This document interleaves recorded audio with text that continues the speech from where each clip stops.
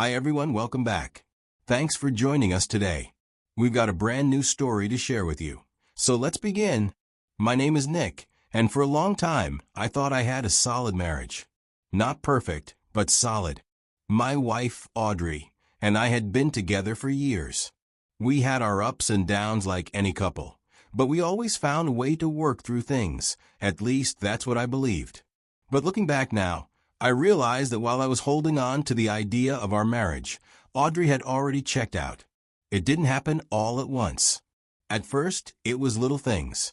She stopped doing the little things she used to do. People go through stress, mood shift, and life gets overwhelming. I get that. But this wasn't just stress. This was different. People don't wake up one morning and start treating their spouse like a burden. Changes like that don't just happen without a reason.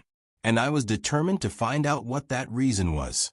She started coming home late, and every time I asked where she had been, her answers were vague. Uninterested. Just out, she'd say, barely looking up from her phone. When I pushed a little, just a simple out where, she'd roll her eyes or sigh like I was bothering her. That was new. Audrey never used to be this dismissive. The woman I married used to tell me everything, sometimes in excruciating detail. Now, I was lucky if I got more than a one-word answer. Then came the phone. It was always with her. If she was in the living room, it was in her hand. If she got up to grab a glass of water, the phone went with her. Late at night, I'd see the glow of the screen. I'd ask, "Who are you texting?" and she'd say, "Just a friend." When I asked which friend, she'd snap, "Why do you care?" One night, as we lay in bed, I decided I couldn't ignore it anymore. I turned to her and asked, "Audrey, what's wrong? Why have you been acting this way?" She didn't even hesitate. She just exhaled sharply and said, "If I had something to say, I'd say it. Let me sleep, please." That hurt. The confirmation of my fears came a few days later. A call from a friend. He was direct when we began speaking. "Hey, I don't want to be that guy, but I think you should look into Audrey. I saw her with a man, and they don't look like just friends." I was speechless. My first reaction was denial. No, not Audrey. Not my wife. There had to be some explanation. But then I thought about the way she'd been acting. The distance. The secrecy. The late nights. The locked phone. The attitude shift. And I realized something terrifying. This wasn't coming out of nowhere. I wanted to believe my friend was wrong. But I couldn't. Because deep down, I already knew he wasn't. I knew something was off with Audrey, but knowing it and proving it were two different things. I needed hard evidence, something undeniable, something she couldn't talk her way out of. And for that, I had to start with her phone. Now, Audrey had always been protective of her phone, but lately, it had gone from normal caution to full-blown paranoia. She kept it on her at all times, whether she was in the kitchen, the bathroom, or even just stepping outside for a minute. She never left it unattended, and when she was using it, she angled the screen away from me. That alone was suspicious, but I needed more than just a gut feeling. One night, I finally got a small window of opportunity. She had left her phone on the couch while stepping into the bathroom. My heart pounded as I reached for it. This was my chance. I swiped up to unlock it, but then, dead end. The password had been changed. I tried the old one just in case, but it was no good. My stomach tightened. Audrey and I had never hidden our passwords from each other before. This wasn't just a coincidence. That was the moment I knew she was hiding something. And whatever it was, she didn't want me to see it. I put the phone back exactly where it was and sat there. If Audrey was cheating, she couldn't erase every footprint. People slip up when they get comfortable. They get sloppy, and that's when they get caught. If I couldn't get to her phone, I had to take a different approach. I needed to see it with my own eyes. A few days later, I finally got my chance. Audrey told me she was going out to grab something real quick. No extra details, no mention of who she was going with, just vague enough to make my instincts flare up. So I decided to follow her. I waited a few minutes after she left, then grabbed my car keys and drove out, making sure to stay far enough behind that she wouldn't notice. I tailed her through a few streets until she pulled up in front of an unfamiliar house. She got out of the car and walked straight to the door, knocking with the confidence of someone who had done this before. The door opened, and there he was, some guy I had never seen before. As if I knew, I had my phone in hand to take photos of everything. The guy didn't look surprised to see her. In fact, he smiled, stepping aside so she could walk in. The door shut behind them, and just like that, my wife was inside another man's home. I watched a few pictures I took on my phone because I knew I'd need them later. I didn't go in. I didn't call her. I didn't make a scene. I just sat there for a few more minutes, staring at the house, at the reality of my marriage falling apart right in front of me. Then, without a word, I started my car and drove home. She came back later that night, acting completely normal. That was the part that got to me the most. I decided I had waited long enough. I wasn't going to let this drag on any longer. I called her into the living room and told her to sit down. She sighed, clearly annoyed, but she sat anyway, arms crossed, eyes fixed on me like she had better things to do. I took a deep breath, looked her dead in the eyes, and said, "I want you to end whatever's going on, or we're done." I didn't raise my voice. I didn't threaten. I just stated it as a fact. She frowned, shaking her head. "I don't know what you're talking about," she said, her voice flat. "There's nothing going on." I reached into my pocket, pulled out my phone, and turned the screen toward her. There they were, clear pictures of her walking into his house, laughing with him. I watched her face as she looked at them. For a second, just a split second, she looked caught. Then, just as quickly, her expression changed. The guilt disappeared, replaced by something else. Anger. "You even followed me? That's crazy," she snapped, her voice rising. "You don't trust me, so now you're stalking me? That's sick, Nick." I felt something inside me go cold. She wasn't sorry. She wasn't ashamed. She wasn't even surprised. Instead of taking responsibility, she was flipping it back on me, trying to make me the bad guy for finding out. I exhaled slowly, nodding to myself. "Okay," I said, standing up. "Got it." I didn't argue. There was no point. She had already made her choice. The next week was a blur of silence. We still lived under the same roof, but it felt like we were strangers. No small talk. No fake smiles. Just two people existing in the same space, waiting for something to happen. She didn't try to explain herself. She didn't try to fix anything. And I already knew she wasn't going to stop seeing him. I wasn't going to beg her to stay loyal. That wasn't love. That was desperation, and I wasn't desperate. So, while she carried on pretending nothing had changed, I made a quiet trip to my lawyer's office and started the process. If she wanted to be with him so badly, she could have him. But she wasn't going to take me down with her. One morning, as I got ready for work, Audrey unexpectedly came to meet me. I was halfway through buttoning my shirt when Audrey spoke. Her voice was calm. "I'm making you dinner tonight." I froze for just a second, my fingers pausing over the last button.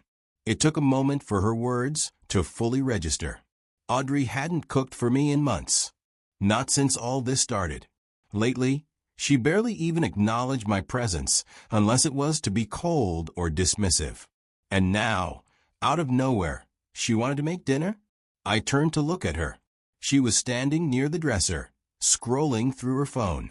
And that's what made it suspicious. I didn't respond right away. I wanted to see if she'd followed up, maybe offer some kind of explanation, but she didn't. "All right," I finally said, keeping my tone neutral. If this was a game, I wasn't about to show my hand first. As I left for work, my mind wouldn't let it go. Was this an attempt to smooth things over? Maybe she felt guilty and wanted to make some kind of peace offering. Or was she setting the stage for something else? A confession? An excuse? A final act of control before pulling the rug out from under me? I wasn't about to sit around and wait to find out. What Audrey didn't know was that I'd already taken steps to free myself from this marriage.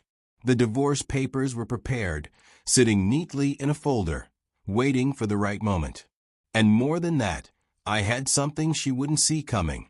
While she had been sneaking around with her secret lover, I had been getting close to someone too, her best friend. It started as casual conversations, little moments of shared frustration about Audrey's behavior. But over time, it became something more.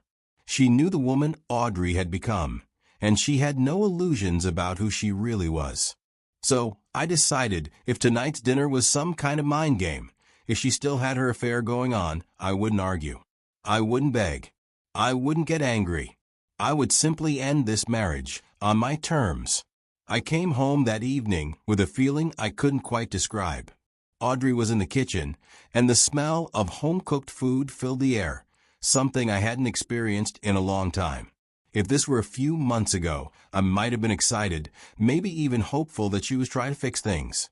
But I knew better now. Whatever this dinner was, it wasn't a peace offering.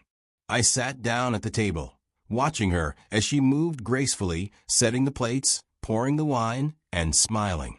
We ate mostly in silence. She didn't ask about my day, and I didn't ask about hers. The only sound was the clinking of silverware against porcelain, the occasional sip of wine, and the tension sitting between us like a third guest at the table. Halfway through the meal, I put my fork down and looked at her. She was too calm, too composed. A woman who had already made up her mind. I leaned back slightly and asked, "So, have you ended your affair?" She didn't even flinch. She just smirked and leaned back in her chair like she had been waiting for this moment. Then she said it. "I'm leaving you." I exhaled slowly, more out of amusement than anything else. There was a time when those words would have broken me, when I would have begged her to stay, to reconsider. But now they felt like an overdue ending to a story I should have closed a long time ago. I smiled. A genuine smile. Then I got up from my seat, walked into the bedroom, and came back with a stack of neatly arranged papers. I placed them on the table in front of her and slid them across.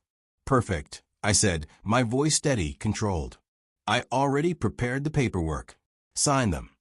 For the first time that evening, her confidence wavered. She hadn't expected this. She stared at the papers, then at me, searching for some kind of reaction she could use against me. But there was nothing, just calm. And then ding-dong. Her head snapped toward the door. She wasn't expecting anyone. I, on the other hand, had been waiting for this moment all night. I pushed my chair back, took my time walking to the door, and pulled it open. And there she was. Standing in the doorway, looking effortlessly beautiful, was Audrey's best friend. The woman Audrey had trusted with all her secrets. The woman I had been getting closer to ever since I realized my marriage was already dead. I stepped aside and gestured toward her. "Meet my new girlfriend." The look on Audrey's face was priceless. It was beyond shock. It was betrayal, disbelief, maybe even regret.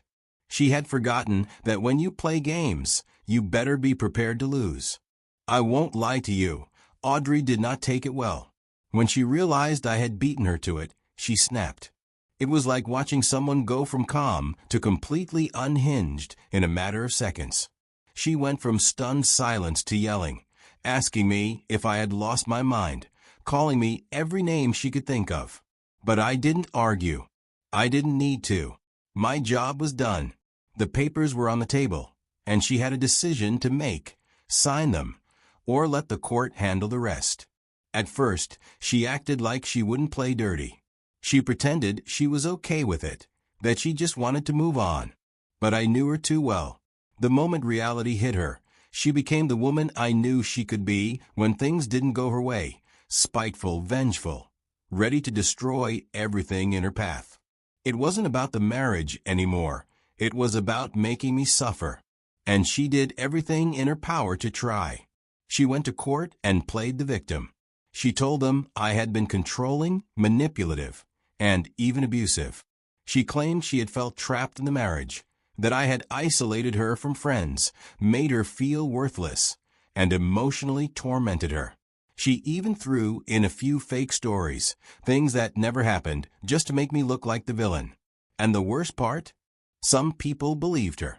That's the thing about lies. If someone says them with enough confidence, they start to sound like the truth. But I wasn't about to let her rewrite history. When my turn came, I let the evidence speak for itself. I had photos of her sneaking into her lover's house. I had text messages that made it painfully clear that this wasn't just some innocent friendship. And then there was the financial part. Bank statements that proved she had been using money from our joint account to fund her affair. My lawyer made sure to highlight every single detail, every withdrawal, every expense that linked back to her affair. But the real hit came when we talked about the emotional toll. I had spent months in that marriage feeling like I was going crazy, second-guessing myself, wondering if I was the problem. My lawyer argued that the mental strain she had put me through, the lies, the gaslighting, the betrayal, had taken a serious toll on my well-being. And the court listened. When the final ruling came, I could see the defeat in Audrey's eyes.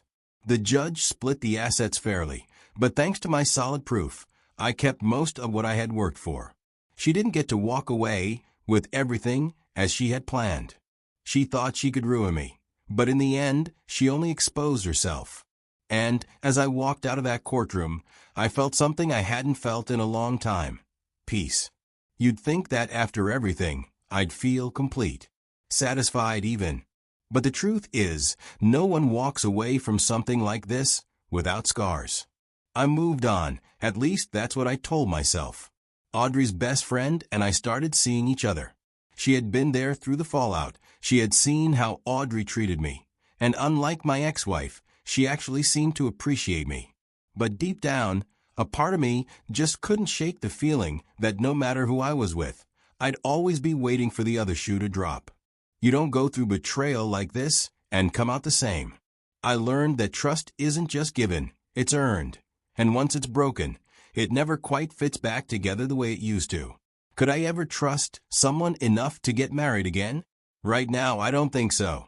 Not because I don't want to, but because I don't know if I'll ever look at love the same way. It's like when you touch a hot stove as a kid. Once you get burned, you flinch every time your hand gets near the heat. And me? I got burned badly. At the end of the day, I realized something important. Sometimes, the people we trust the most are the ones who betray us the hardest. And when they do, the best revenge isn't anger. It's not trying to get even. It's not wasting energy hating them. No, the best revenge is moving on, living well, becoming someone they can never have again, and making sure they regret losing you every single day. And believe me, Audrey regretted it. That's enough for me. So, that's my story, guys. A wild one, I know. But that's life, right? You think you know someone, you build a life with them, and one day, they throw it all away like it never mattered. But here's the thing, I didn't let it destroy me. And if you ever find yourself in a situation like this, don't let it destroy you either. Now, I want to hear from you. Do you think I handled this the right way? Should I have done something differently? Drop your thoughts in the comments. I read every single one. And remember, if something feels off in your relationship, it probably is. Don't ignore the signs. Thanks for watching, and I'll see you in the next one.